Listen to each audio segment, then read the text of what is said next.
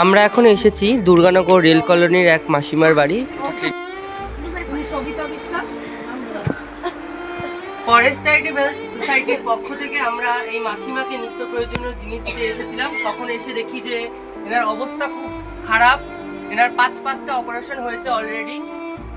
তো এখন উনি আর উঠতে পারছেন না, এতটাই ওনার অসুবিধা হচ্ছে। পুরো খাটে বসে গেছে বেড রেস্টে, আর খুব কাঁদছে উনি।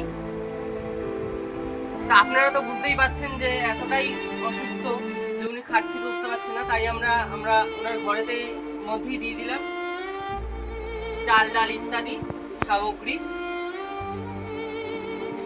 ঠিক আছে, ওনার কি সমস্যা? ওনার তো 5 মাসের অপারেশন করা, এখন তো ওই ব্যথাতে দিন অপারেশন হয়ে গেছে, হলে ব্যথাতে যে চিকিৎসা করতেছে করতেও হচ্ছে, একদমই তো কাজ করে না। কাজ তো করে। আপনারা তো শুনতেই পাচ্ছেন, আশপাশের মানুষ এবং দেখতে পাচ্ছেন। আপনার কি সমস্যা বা আপনার কিভাবে চলে? সবাই সাহায্য করে সে খুবই খারাপ অবস্থা, আপনারা তো বুঝতে পারছেন।